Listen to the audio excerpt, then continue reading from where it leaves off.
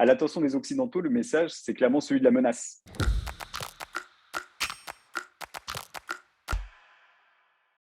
Антироссийской политики Запад перешел всякую грань. Мы постоянно слышим угрозы в адрес нашей страны, нашего народа. Il y a d'un côté le discours qui est fait pour le peuple russe et de l'autre le discours qui est fait à l'attention des Occidentaux. À l'attention des Occidentaux, le message, c'est clairement celui de la menace. НАТО осуществляет разведку по всему югу России. В Вашингтоне, Лондоне, Брюсселе прямо подталкивают Киев к переносу военных действий на нашу территорию. Высокопоставленных представителей ведущих государств НАТО о возможности и допустимости применения против России оружия массового поражения, ядерного оружия. Тем, кто позволяет себе такие заявления в отношении России, хочу напомнить, что наша страна также располагает различными средствами поражения, а по отдельным компонентам и более современными, чем у стран НАТО. On va tenter le rapport de force et on va vraiment tenter de dire à l'adversaire, voilà jusqu'où je peux aller. И при угрозе территориальной целостности нашей страны для защиты России и нашего народа мы, безусловно, используем все имеющиеся в нашем распоряжении средства. Это не блеф. Mais déjà, la menace nucléaire elle était déjà utilisée dans le passé dans d'autres interventions. Et surtout, ce qui est intéressant, c'est qu'on voit certaines formulations qui sont un peu étranges, comme de dire ce n'est pas du bluff, ce qui en général est un peu un avis de faiblesse dans une posture de négociation.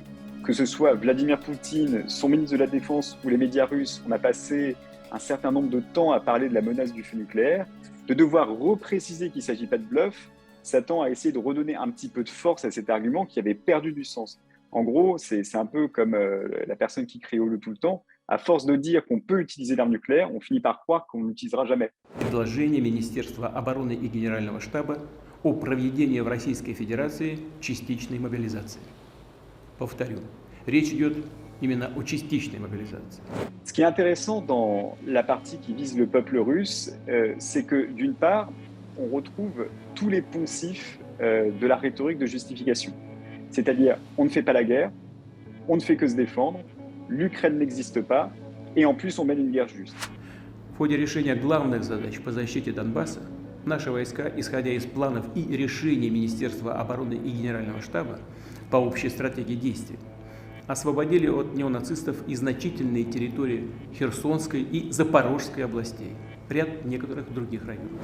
Призыву на военную службу будут подлежать только граждане, которые в настоящий момент состоят в запасе.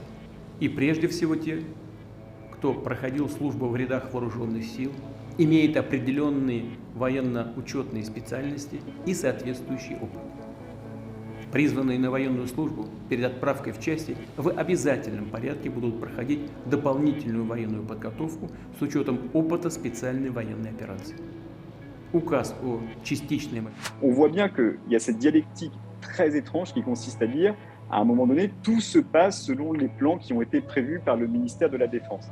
C'est que quand Vladimir Poutine doit prendre la décision qui réellement doit être très impopulaire, qui est d'une mobilisation même partielle, il ne dit pas « j'ai décrété la mobilisation partielle », mais une formulation encore plus étrange venant d'un autocrate, « j'ai décidé de soutenir la décision du ministère de la Défense d'autoriser la mobilisation partielle ». C'est comme si Vladimir Poutine, par anticipation peut-être, ça c'est l'avenir qui nous le dira, tente de se déresponsabiliser de cette décision.